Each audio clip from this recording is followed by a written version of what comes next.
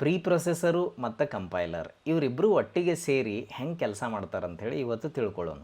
ಯಾವುದೇ ಒಂದು ಸಿ ಅಥವಾ C++ ಪ್ರೋಗ್ರಾಮು ಎಕ್ಸಿಕ್ಯೂಟ್ ಆಗಬೇಕು ಅಂತಂದ್ರೆ ಇಬ್ಬರು ವ್ಯಕ್ತಿಗಳು ಬಹಳ ಇಂಪಾರ್ಟೆಂಟ್. ಒಬ್ಬನಿಗೆ ನಾವು ಪ್ರೀ ಪ್ರೊಸೆಸರ್ ಅಂತ ಕರಿತೀವಿ, ಇನ್ನೊಬ್ಬನಿಗೆ ನಾವು ಕಂಪೈಲರ್ ಅಂತ ಕರಿತೀವಿ.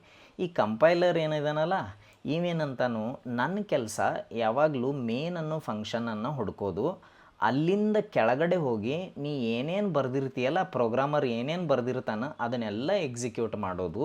ಸೊ ಹೀಗಾಗಿ ನಾನು ರೆಡಿ ಇದ್ದೀನಿ ಎಕ್ಸಿಕ್ಯೂಟ್ ಮಾಡೋಕ್ಕಂಥೇಳಿ ಕಂಪೈಲರ್ ಹೇಳ್ತಾನೆ.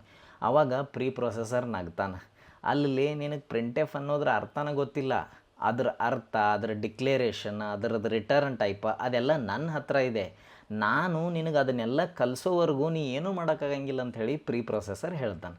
ಆವಾಗ ಕಂಪೈಲರ್ ಅವನಿಗೆ ರಿಕ್ವೆಸ್ಟ್ ಮಾಡ್ಕೊತಾನೆ, ಆಯ್ತಪ್ಪ ನೀನು ನಿನ್ನ ಕೆಲಸ ಮುಗಿಸು, ನನಗೆ ಪರ್ಮಿಷನ್ ಕೊಡು, ನಾ ಹೋಗಿ ಎಕ್ಸಿಕ್ಯೂಟ್ ಮಾಡ್ತೀನಿ ಕೋಡನ್ನು ಅಂಥೇಳಿ. ಆವಾಗ ಈ ಹ್ಯಾಶ್ ಇನ್ಕ್ಲೂಡ್ ಅನ್ನೋ ಲೈನ್ ಪಿಕ್ಚರ್ಗೆ ಬರ್ತೈತಿ.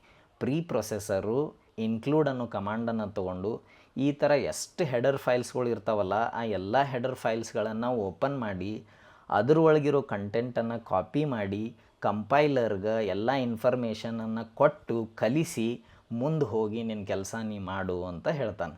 ಸೊ ಹಿಂಗೆ ಪ್ರೀ ಪ್ರೊಸೆಸರ್ ಒಂಥರ ಆಪ್ ಇದ್ದಂಗೆ, ಈ ಕಂಪೈಲರ್ ಒಂದು ಸಣ್ಣ ಕೂಸಿದ್ದಂಗೆ, ಅದಕ್ಕೆ ಏನೂ ಗೊತ್ತಿರಲ್ಲ. ಎಲ್ಲಿವರೆಗೂ ಪ್ರೀ ಪ್ರೊಸೆಸರ್ ಕಲಿಸೋವರೆಗೂ, ಪ್ರೀ ಪ್ರೊಸೆಸರ್ ಕಲಿಸಿದ ಮೇಲೆ ಕಂಪೈಲರ್ ತನ್ನ ಕೆಲಸ ಮಾಡ್ತಾನೆ. ಈ ಥರ ಟೆಕ್ನಿಕಲಿ ನಾವು ವಿಷಯಗಳನ್ನು ತಿಳ್ಕೊತ ಹೋಗೋನು. ಸಿಂಪಲ್ಲಾಗಿ ನಿಮ್ಗೆ ಕಾನ್ಸೆಪ್ಟ್ಗಳನ್ನು ಹೇಳುವಂಥ ಪ್ರಯತ್ನ ನಾನು ಮಾಡ್ತಾಯಿದ್ದೀನಿ. ಈ ರೀಲನ್ನು ಸೇವ್ ಮಾಡಿಕೊಡ್ರಿ, ಶೇರ್ ಮಾಡಿರಿ, ಲೈಕ್ ಮಾಡಿರಿ. ಆಮೇಲೆ ನಿಮ್ಗೆ ಅರ್ಥ ಆಗಿತ್ತು ಅಂತಂದ್ರೆ ಕಂಪೈಲರ್ ಅಂಥೇಳಿ ಕಮೆಂಟ್ ಮಾಡಿರಿ. ಮುಂದಿನ ರೀಲ್ದಾಗ ಜಾವಾ ಬಗ್ಗೆ ಒಂದು ಇಂಟ್ರೆಸ್ಟಿಂಗ್ ಕ್ವಶನನ್ನು ನಾನು ನಿಮ್ಮನ್ನು ಕೇಳೋವಿದ್ದೀನಿ. ಸಿಗೋನು. ಬಾಯ್ ಬಾಯ್, ಟೇಕ್ ಕೇರ್.